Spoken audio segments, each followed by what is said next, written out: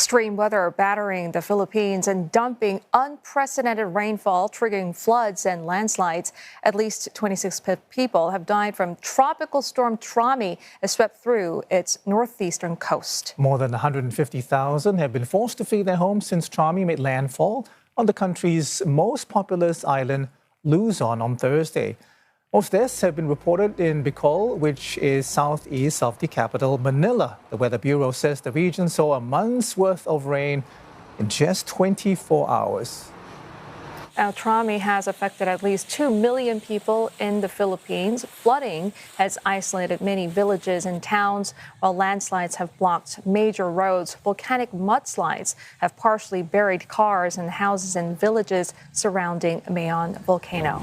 While rescuers racing against time to save thousands trapped in the floodwaters, some of whom have had to take refuge on roofs and seek help through social media. Reports say more than 5,000 passengers, meantime, are stranded at ports.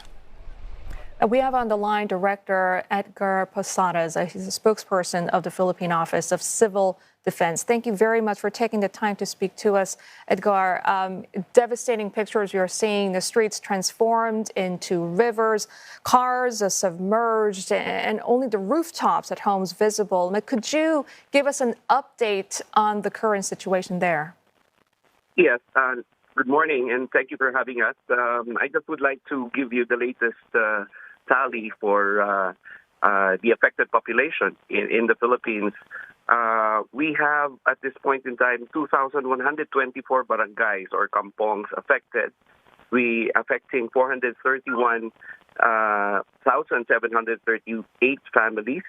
Or, as you said earlier, correct, it's a little less than 2.1 million persons in the regions that were affected in the Philippines. We have at this time 4,567 evacuation centers in various regions, catering to 43,463 families, or 163,184. The areas of interest right now is still in Bicol, although Christine made landfall in the north, somewhere in Isabela province, past midnight yesterday. But the effects are not as bad, especially on the flooding that are still existing right now, which is actually a challenge for all of us in getting in the much-needed augmentation of relief items and other items that might be needed by our communities who are affected by the flooding. Director, we understand that you've rescued thousands of people so far, but we also know that we hear that many more were out of reach and were waiting for help. I'm wondering if search and rescue operations continued overnight, and do you have an idea of how many people are still unaccounted for at this time? Well, we are on 24/7 operations, especially on the search and rescue mission on the ground. There are augmentations already coming in. Basically, these are coming from the Armed Forces of the Philippines, the Philippine National Police, the Philippine Coast Guard, and the Bureau of Fire Protection, to include volunteers, reservists.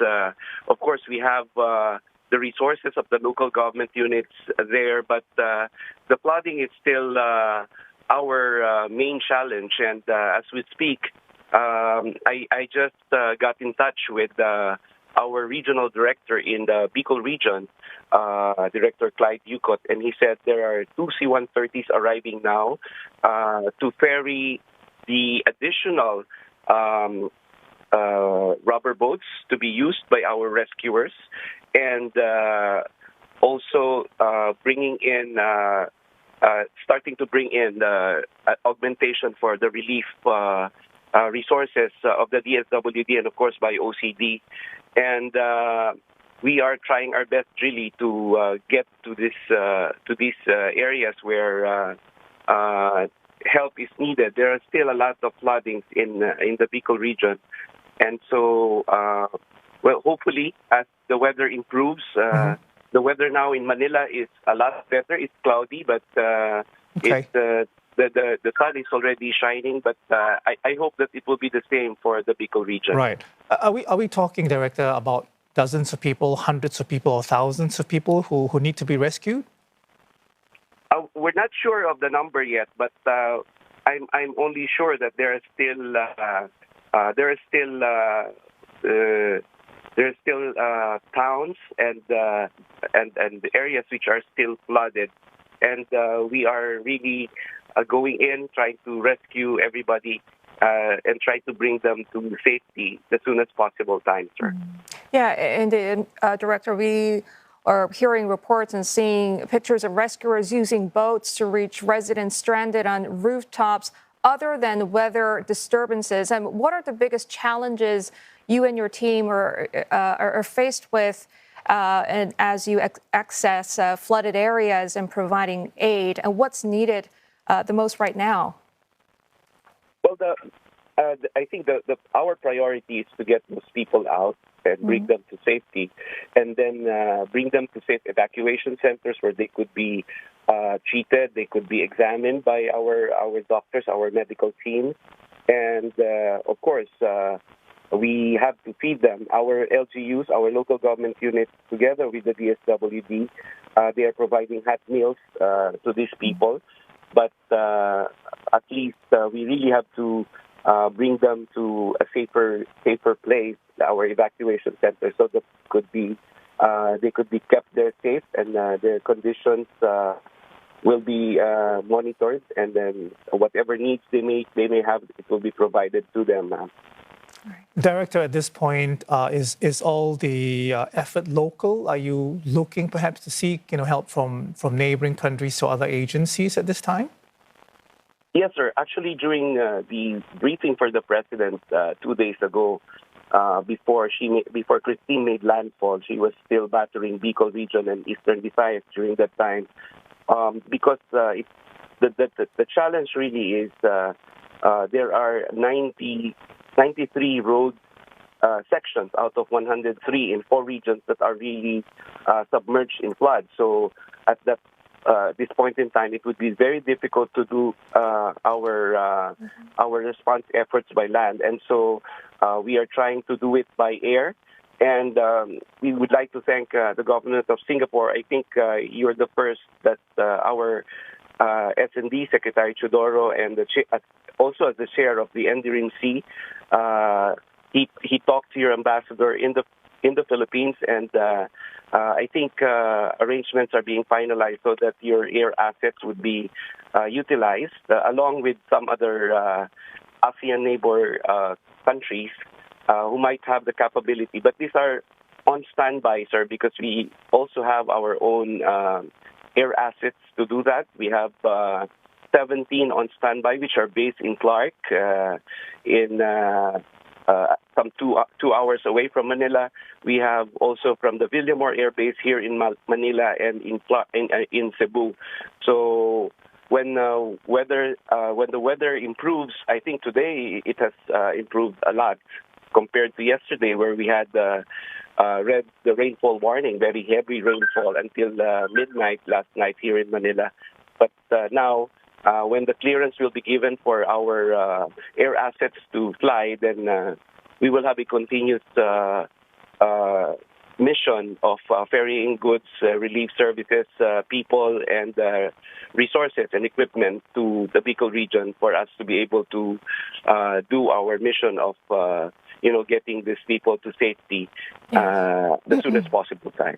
Yeah, we're glad that the weather has let up a bit. I mean, but given that storms and typhoons are common in this region during this time of year, I mean, do you think adequate measures were in place for alerting residents, evacuating them, and responding to the recent storm? And if not, what improvements could have been made?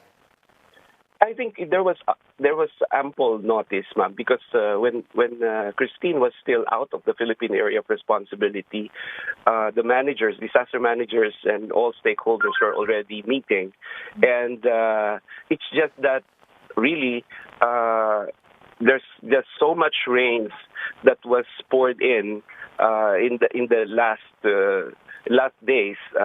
Also with Eastern Visayas, they experienced this as well. And so we are not really leaving anything to chance, man. In fact, your NDRIM OC is on red alert here in Campo Aguinaldo, and so with our 8 other regional offices are also on red alert, so that we could really focus and concentrate and leaving nothing to chance, and we have to address everything that we could. And so we continue right now to do really rescue and response for the people who have yet to be brought to safety while we navigate these floods in the Bicol region. Understood, Director. Director Posadas, we will let you get back to the crucial and important work that you're doing right now, but we appreciate the time you've taken to talk to us. That's Edgar Posadas, spokesperson of the Philippine Office of Civil Defense.